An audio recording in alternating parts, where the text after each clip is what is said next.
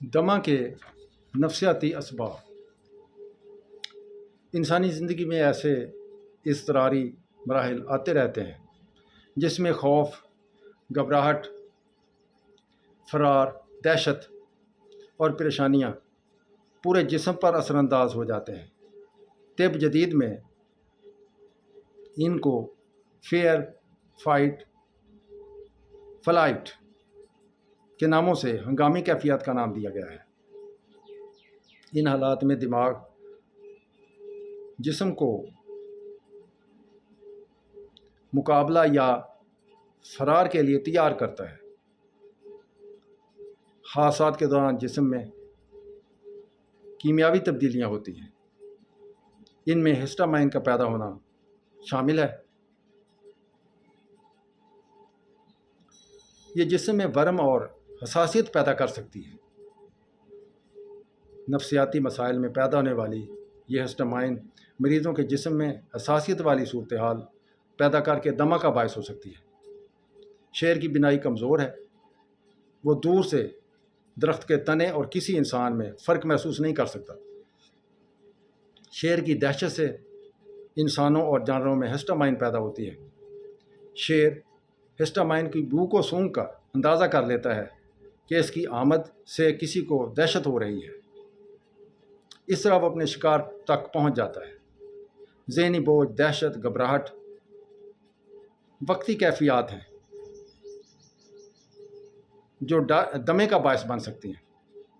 اس کے علاوہ بچپن کی تلخ یادیں، محرومی کے احساسات، احساس کمتری، تالیف خوف کے مسائل ذہن میں دب کر مسلسل اذیت کا باعث بنتے ہیں۔ جب کسی مرحلہ میں کوئی ایسا واقعہ پیش آ جائے جس سے تلخ یادیں تازہ ہو جائیں تو اس کا اظہار دمہ کی صورت میں ہو سکتا ہے۔ جہاں تک دہشت کا تعلق ہے تو وہ خام خواہ کسی بھی سبب سے ہو سکتی ہے۔ اس میں بیماری سے پیدا ہونے والی اذیت، مستقل گھبراہٹ اور پریشانی کا باعث بن جاتی ہے۔ علامات: ابتدا چھینکوں سے، خشک کھانسی، گلے میں خراش پیدا ہونا۔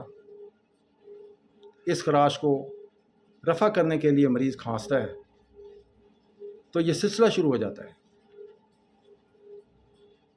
پیٹ میں نفخ محسوس ہوتا ہے۔ بعض اوقات یہ وجہ دمے کا سبب بن جاتی ہے۔ کچھ مریض اونگتے رہتے ہیں جبکہ بعض چڑچڑے، بے قرار اور پریشان، مضطرب نظر آتے ہیں۔ جب سانس رکنے لگتی ہے تو کھانسی اس مرحلہ میں شروع ہو سکتی ہے۔ دورہ عام طور پر آدھی رات کے قریب شروع ہوتا ہے۔ سینے میں بوجھ اور گھٹن محسوس ہوتی ہے۔ سانس لینے میں دشواری کی وجہ سے مریض اٹھ کر بیٹھ جاتا ہے اور آگے کی طرف جھک کر سانس لینے کی کوشش کرتا ہے، یا وہ کمرے کے دروازے اور کھڑکیاں کھول دینے کا کہتا ہے تاکہ تازہ ہوا آئے اور اسے سانس لینے میں شاید آسانی ہو جائے۔ ہوا کی کمی کی وجہ سے ہونٹ نیلے پڑ جاتے ہیں۔ گھبراہٹ، پریشانی اور اضطراب واضح نظر آتے ہیں۔ دل کی رفتار بڑھ کر اختلاج کی سی کیفیت محسوس ہوتی ہے۔ پسینے آتے ہیں، ہاتھ پیر ٹھنڈے ہو جاتے ہیں۔ سانس لینے میں سیٹی کی سی آواز آتی ہے جو دور سے سنی جا سکتی ہے۔ علاج: مریض کو ابتدا میں آکسیجن کی زیادہ مقدار دی جائے۔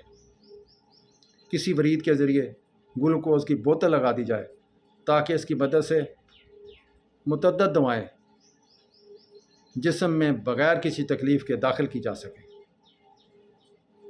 سانس کی نالیوں کو کھولنے والی ادویات کا سہارا لیا جائے۔